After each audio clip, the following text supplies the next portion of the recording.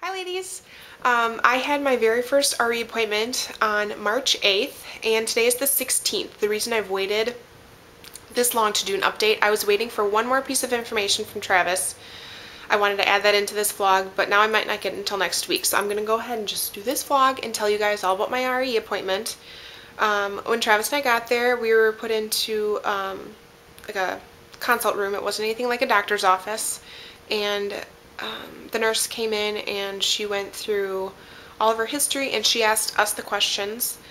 After a while, the doctor came in and we got to ask him all of our questions. He was very nice. Travis was very nervous prior to the appointment, but once he met the doctor, he was very at ease about it. I was very at ease the whole time. It was very comfortable.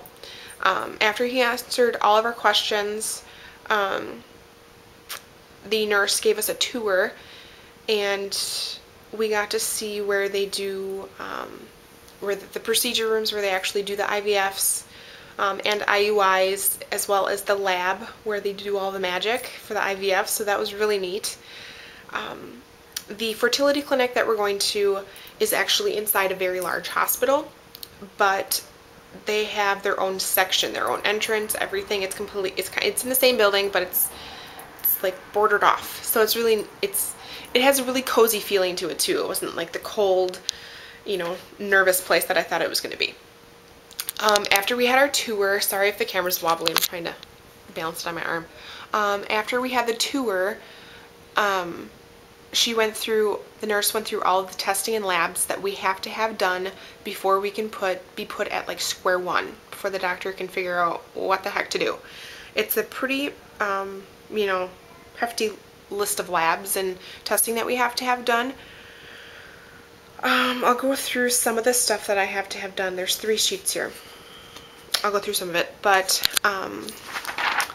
venipuncture, comprehensive metabolic, prenatal panel, HIV, hepatitis C, AB,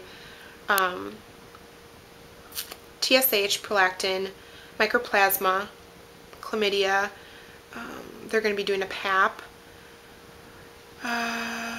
Anti-malarian. I did have the FSH done in the town that I live in a few months back in the lab, and that came back good.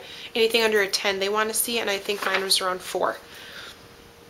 The anti-malarian they compared it to the FSH, only it's more in depth. I think not only it checks the quality but the count of the eggs.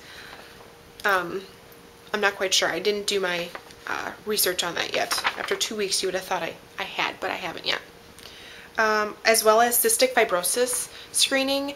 That is optional because that test right there runs about $1,000, and it's not covered by insurance. So I think it's normally genetic, and no one in our family is a carrier, so I think we're going to opt out of that one. I'm also going to be doing screening for the PCOS, and they're going to be checking, sorry, I have like 3 sheets for me. They're going to be checking my progesterone, testosterone, glucose, and insulin, which is good because I asked my doctor to check that a few months back, my OB doctor, and she felt it unnecessary. So I'm looking forward to having that done because it hasn't been done since May of 2010, almost 2 years now. Travis's testing, he's going to be doing the venipuncture, HIV, hepatitis B, ABO, RH. They are checking my RH factor again, but I already know that I'm RH negative. Hepatitis C, treponema pallidum, chlamydia, mycoplasma, semen culture, and semen analysis morphology. So he's having another semen analysis done, which is good. His last one was done almost 2 years ago. It'll be 2 years in May again. And that count at that time was 93 million. So those are the labs. Travis, all of the labs and blood work that we have to have done can be done right here in the town we live in. So what we're going to do is, when we're ready to have the labs done, we'll have them done in town. We'll make an appointment up in the city where we have the fertility clinic for 2 to 3 weeks after our labs are done. That way everything is going to get back and they'll have all the labs that they need. Then the morning of our appointment, we're going to go up there. Travis is going to give his semen analysis, or a semen sample, and then we're just going to either bum around the city for a few hours, depending on when our appointment is. You just need to give them like 2 to 3 hours to do the semen analysis. And then we'll meet up in the afternoon, and the doctor's going to go through everything. It's going to be kind of, they called it a what's next appointment, where he's going to tell us all of the results of our testings, and he's going to tell us what he feels should be our next steps, which sounds like a really good plan. After the nurse went through all the testing with us, she had the financial counselor come in, and I forgot to mention to you guys that the nurse gave us sorry, I have the papers out right now, but a huge binder full of information that we can use to go back to as like a key, just to find extra information in. So anyways, the financial counselor came in and she spoke to us about all the testings and how much everything is going to cost. She did not go through anything with such as ultrasounds or IUIs or IVFs. She just specifically went through the cost of the testings, because she doesn't want to do any more until we find out what exactly we need. Okay, we're going to be talking financial for a minute. I have my own insurance as of June 1st. I'm switching over to Travis's. My deductible is $2,500. Travis's employee spouse deductible is going to be $2,000. So obviously I'm going to be joining over to his.